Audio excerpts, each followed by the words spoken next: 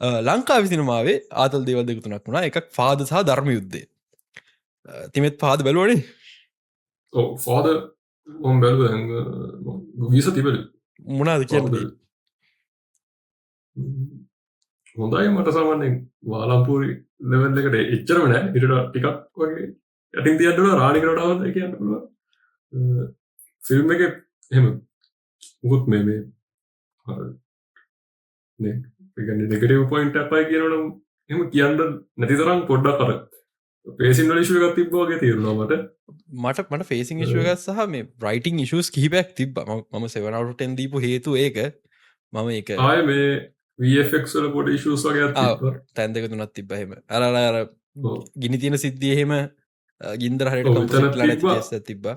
අනිත් එක මම ලොකෝ නොටිස් කරා අර මේ ෂූට් අවුට්ස් වලදී මසල් ෆ්ලෑෂස් තියෙන වෙපන්ස් වල මම ඇහුන්නේ නැහැ මට බෝ කෙලි කෙලි ෂූට් අවුට්ස් තියෙද්දී මසල් ෆ්ලෑෂ් එක තියෙන වෙපන් ගන්න එක වගේ ඒවා මේ මසල් ෆ්ලෑෂ් එක මේ එකේ කම්පොසිෂන් අවුලක් තිබ්බා වගේ නිකන් එක වෙනම පේනවා. මට මේකෙදි විච්ච ලොකුම මේ සර්ප්‍රයිස් එක තමයි මේක මේ VFX සුපර්වයිසර් කසුම් බලින්ද කියන්නේ කම්පොසිටිං වලට ආවහම ලංකාවේ ඉන්න හොඳම පුද්ගලයෙක් කෙනෙක්ට මම වැරදි නෑ. මොකද ලොකුම හේතුව සරිගම් මචං. සරිගම් මේ කම්පොසිටිං නෙක්ස්ට් ලෙවල්. මට තියෙන ප්‍රශ්නේ කසුම් බලින්ද කොහොමද මෙහෙම මේ වගේ ප්‍රොඩක්ට් එකක් එළියට දැම්මේ කියන එක. නමුත් ඕක බිහයින්ඩ් ද සීන් කතන්දර ගොඩක් එන්නේ. සමහරක් රෂ් වුණා වෙන්න පුළුවන්. සමහරක් බජට් ප්‍රශ්න වෙන්න පුළුවන්. ඔව් හරියටම දන්නේ නැහැ. සම මම VFX ගැන අහන්න ගියෙත් නැහැ. මොකද මම මේ කියන්නේ මීඩියා ප්‍රීමියර් එක යනකොට කසුම් බලින්ද කවුරුත් ඉන්නේ නැහැ. මම ස්ටෝරි රයිටිං ප්‍රශ්න ටික පිළිබඳව රයිටර්ස්ලා සහ ඩිරෙක්ටර්ස්ලා එක්ක කතා කරා. මම කෙලින්ම ඉතින් කිව්වා මචං මෙතන අවුලක් තියෙනවා කියලා. නමුත් මේ ෆිල්ම් එකක් විදිහට සොලිඩ්. ලොකුම කතන්දරේ තියෙන මචං දැන් මේක කම්පීට් වෙන්නේ ධර්ම යුද්ධයත් එක්ක. ධර්ම යුද්ධේ අම්බානක හම්බ ගන්නවා. දෙකේම බිමල් ඉන්නේ. හරි බිමල් ජයකොඩි මචං මේ දවස්වල පොඩ්ඩක් උඩට ඇවිල්ලා ඉන්නේ. දැන් ඊළඟට රූම් 106 එන්න තියෙනවා. ෆිල්ම් තොගයක් බිමල් ජයකොඩිට තියෙනවා. අර බං ගිය අවුරුද්දේ ප්‍රියන්ත සිරිකුමාර ඉඳපු තැන තියෙන. කියන්නේ ගිය අවුරුද්දේ අර මේ ප්‍රියන්ත සිරිකුමාර ඉඳපු තැන තියෙන. අර හැම ෆිල්ම් එකේම ඌ ඉන්නවා. අපිට හැම එකේම නමුත් අපිට දැනුනේ හැම එකේම ඌ ඉන්නවා වගේ. මොකද හැම ලොකු ෆිල්ම් එකකම ප්‍රියන්ත සිරිකුමාර මුණ දකින්න තියෙනවා. අපි මොකක්ද මාරියා ගත්තත්, නෙළුම් කුල්ල ගත්තත්, වාලම්පූරි ගත්තත් ප්‍රියන්ත සිරිකුමාර කොහේ කොනක ඉන්නවා. මේ අවුරුද්දේ ඒ තැන මං හිතන්නේ ඉන්නේ බිමල් ජයකොඩි. ඒකට හේතුව ෆාදේගෙත් ඉන්නවා, ධර්ම යුද්ධෙත් ඉන්නවා, රූම් 106 එකෙත් ඉන්නවා. තව ෆිල්ම් කිහිපයක් තියෙනවා එයාගේ එන්න තියෙන. මේ මුළු අවුරුද්දම බිමල්ලින මම දකින විදිහට ඒක වර්ත් ඒක ටෝටලි ඩිසර්ව්ඩ් මචං. කියන්නේ බිමල් කියන්නේ හොඳ නළුවෙක්, හොඳ chances හම්බ වෙච්ච නැති ෆයිනලි chances හම්බ වෙනවා. මේ chances එයාට ලැබෙන්නේ නැහැ මචං ජැක්සන් ඇන්තනි ජීවිත අතර ඉඳලා. මම මේක කියන එක වැරදි මචං. ඒ වුණාට මේකපොඩ හිතලා බලන්න මේ ධර්ම යුද්ධේ රෝල් එක සහ යාට ඉස්සරහට ලැබිලා තියෙන රෝල්ස් කිහිපයක් තියෙනවා. ඒ රෝල්ස් බලනකොට මට තේරෙන්නේ අම්මට තේරෙන්නේ ජැක්සන් ඇන්තනීට තමයි මේවා යන්නේ. ජැක්සන් ඇන්තනි ජීවිත අතර ඉතියරන් කියන එක. ඒක වැරදි දෙයක් මම මේ කියන්නේ. නමුත් එහෙම පොඩි කතන්දරයකුත් තියෙනවා. නමුත් බිමල් ෆයිනලි පට්ට හැවි බිමල් ජයකොඩි කියන නළුවාට හොඳ තැනක් ලැබිච්ච එක.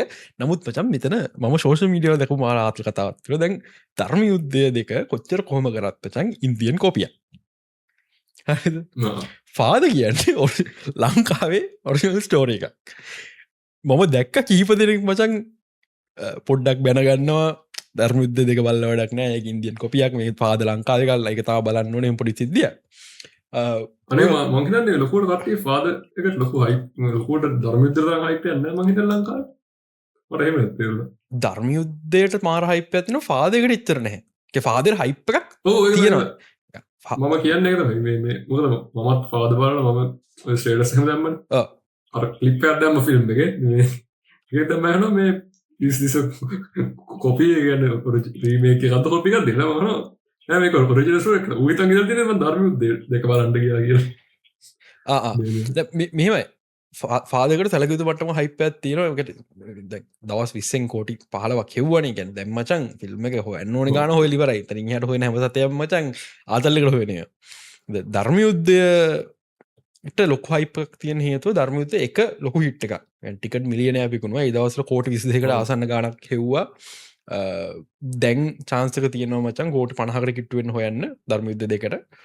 හැබැයි මච ධර්මයුද්ධ ම දකිට පට්ට යුනික් පොසිෂන් හකින්න ෆිල්ම් එක ලංකාවගේ රටක ඉන්දියන් ප්‍රීමේක් කරනවා කියන්න බේසිකලි ඩෙත් සෙන්ටෙන්ස එක හරණි ඉස්සර වගේ මේ ඉස්සර මිනිස්සු දන්න මචන් ඉන්දියන් ෆිල්ම් එකත් දකින්නේ දෙරණ හැරි සිරසේ හැරි දවල් බත් කන වෙලාවට ටැමිල් ෆිල්ම්යක් යනවානේ මන්දගිතන දැන්යන්න නැතකොද ඉස්සර ගියාහෙම මේ එතට ඒකෙන්නේ බන් දකින්නේ මිනිස්සු මේ ජැමිල් ෆිල්ම්ක් කෙනෙක තොට ඒකෙන් දැකල තිබ නැත්නම් අපි එතට ඉස්සර ඒකා යා නැද මට මතකන ඇතර මේ දැන් අවුරුදු දහකරයි උඩදී ටැමි ෆිල්ම් සානත තියට සට ලංකා දැන්වෙනවාගේ ටැමිල් ෆිල්ම්ස් ආවට දැන් උදාහරණයට ගනිකෝ දැන් මෙහි ගොඩක් ටැමිල් ෆිල්ම්ස් ලිස් වෙන්න හැන රිසන මේන් ස්ට්‍රීමටික විතරයි විචේගේ හරි රචිනිගේ හරි මේන් ස්ට්‍රීම ෆිල්ම්ස් කිහිපයක් විතරයි ලිස් වෙන්නේ ඒ අනිත් නලුවන්කෙත් මචන් ලොකු ස්ටඩියෝයකින් ලොකු බජට්ටයෙන් කර ෆිල්ම් කන්න ලංකා රිලිස්සන නමුත් සමහර ෆිල්ම්ස් ලංකා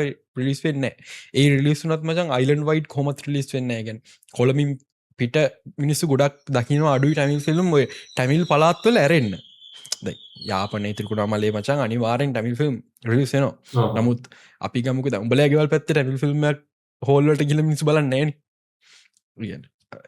ඒශුවක හින්ද ගොඩක් අය දන්න හැ ගොඩක් අයි දන්න හැ ෆිල්ම්ස් ගැන දෙවනි කාරණාව මචන් දැන් මලයාලම් ෆිල්ම් ගන්නේ ධර්මයුද්ධේ ඔරිජනල එක දෘශ්‍ය මලයාලම් එක තර මලයාලම් ෆිල්ම් ලංකා රිලිස්වෙන්න්නම නෑ ද ලෝක රිලිස්වන ටැමිල් ඩබ්ෂන එක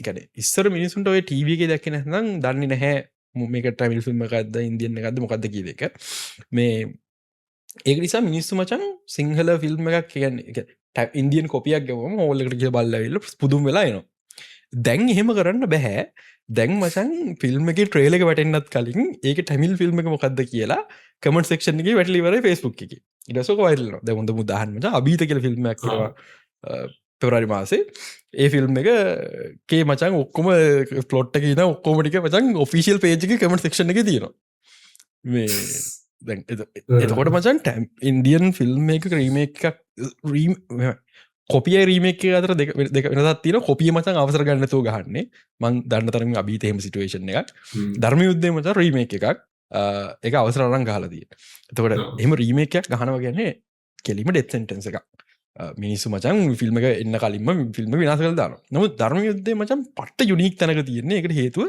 අර මිනිස්සු මචන් ටැමිල් ෆිල්ම් එක අවුල් කියන තැනට ටැමිල් ඉන්දියන් කොපියක් අවුල් කියෙන් තැන්ට එන්න කලින් ධර්ම යුද්ධ එක රිලිස් වුණා ඊට අමතර මච මිනිස් මට්ට විදිර මේ ෆිල්ම් වැරදගත්තා ටිකට මිලියනය විකරුණ ජක්ෂ නැත ලොක හේතුව මේකට මාර විදිහට ධර්ම යුද්ධ කිය දැන් මචන් ධර්ම යුද්ධය දෙක බලන්න යනවුන් යන්නේ මේක දෘශ්‍යම්ටගේ කොපියක් කියලා දැනගෙන යන්නේ ඇබ ඒයන්න මච අර පොඩිකාල අපි ධර්ම යුද්ධය බැලුව එකින් දායි බලන්න ඕන ඒ සිද්ධත්තියෙන් අනි පැත්තර ගත්තම ධර්ම යුද්ධය වගේ ෆිල්ම් එක මේ දවසල වැඩ කරන්න බෑ එකට හේතු දැන් අපි පහුගේ අවුරුදු බොක්ස් ඔෆිස් ගත්තොත් ෆැමිලි මූවීස් වලට වඩා යං ඕඩියන්ස් එක ටාගට් වෙන්න ෆිල්ම්ස් මාර විදිහට වැඩ කරනවා දැන් තියෙන කතන්දරේ තියෙන්නේ මේක ෆැමිලි මූවී එකක් තමයි නමුත් මේ යං ඕඩියන්ස් එක මත පොඩි කාලේ පවුලේ උන් එක්ක ගිහිල්ලා ධර්ම යුද්ධය බැලුවා දැන් මේ 20ක් 25ක් වුණාට දැන් අපිට මචං බලන්න යන්න විතර අඩු අපි පොඩි කාලේ බැලුවනේ ගිහිල්ලා ඒකින්ද බලන්න ඕනේ කියලා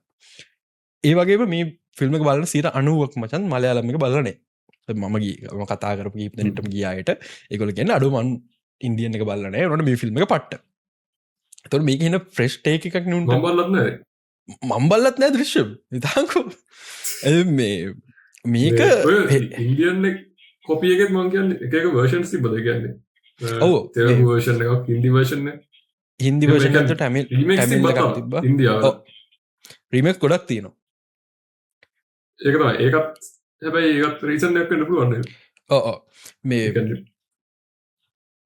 මේක මචන් හෙන යුනික් සිටුවේෂන් එකක් දැන් අපි දැන් අවුරුද් දෙකක් ආපසර ගියොත් සිහිනේගේ ආදරේ රාජරාණි